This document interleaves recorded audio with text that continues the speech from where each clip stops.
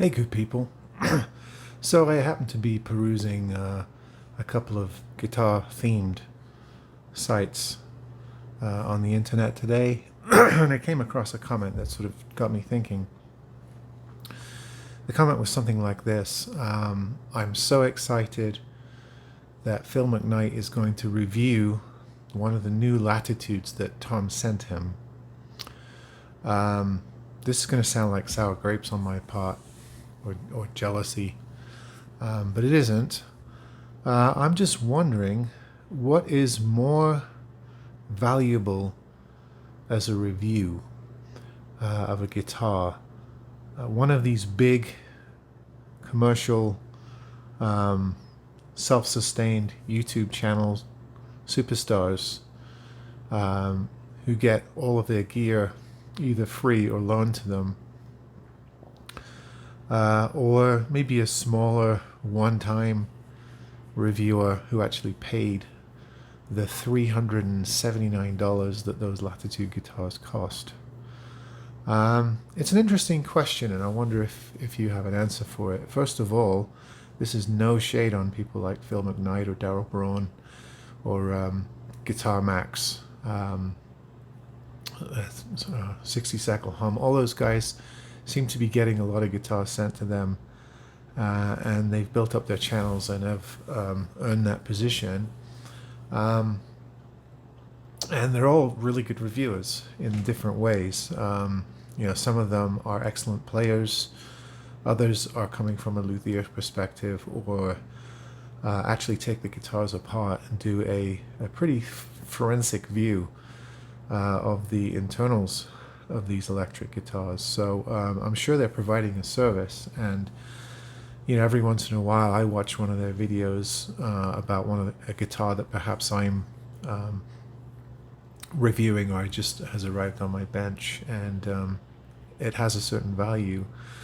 However, I really do like reviews by smaller, lesser known YouTubers who you can tell feel the pain, the sting, the bite of paying full price or close to full price for an instrument. Now, I want to review those Latitude guitars. I'm really interested in them as a spin-off of the Guitar Company. They look really interesting to me, and the reason why I haven't got one yet is that $379 price tag.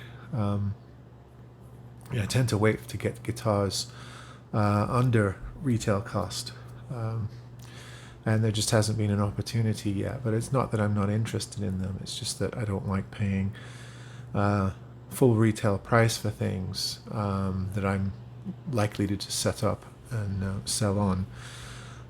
So I haven't got around to one, or one hasn't come to me yet, and this might seem like a bit of sour grapes that certain channels are getting these and others aren't,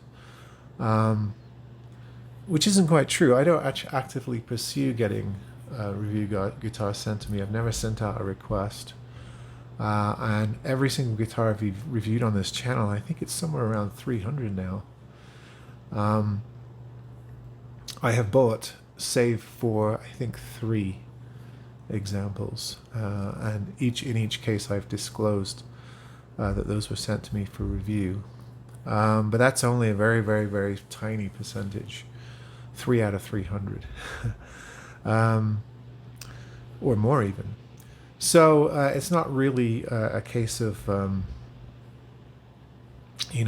wanting to be exactly like those channels. I'm actually interested in what you feel is the most valuable review.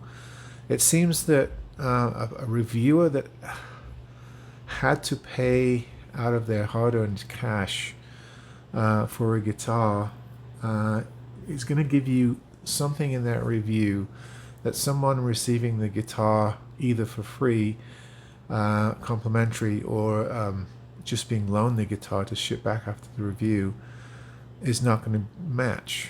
There's something about paying for a guitar, particularly if you're paying full price or thereabouts, that provides for a certain introspection and honesty that perhaps will be missing from other reviewers. I've made this point before. I watched a review by Phil McKnight. Again, no shade, great reviewer, a treasure in the music industry. We all know. However, in this particular review, I got the impression that the guitar he received didn't mean much to him because it's one of thousands that are available to him, and he didn't actually have to acquire it. It was sent to him for review, and he was fulfilling an obligation and just wanted to get the review over with. What happens to that guitar after the review, I don't know. He might donate them all.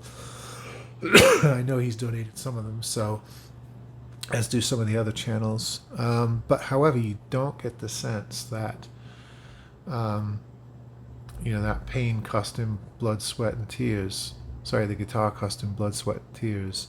And he's reviewing from a position of sacrifice that he had to make to acquire that guitar.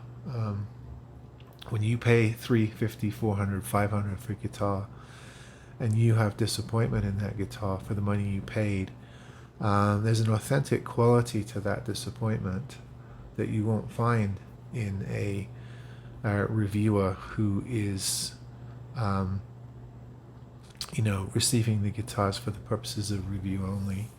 So I'm just wondering what you think of that. I'm not particularly fishing for any answer. I root for the little guys. I often come across little YouTubers, often just starting out, or perhaps they remain small.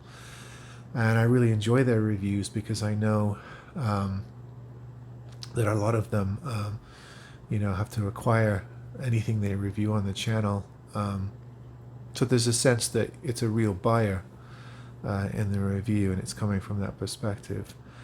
And sometimes I think the larger, more corporate, because some of these large channels, we have to admit, they are becoming more corporate.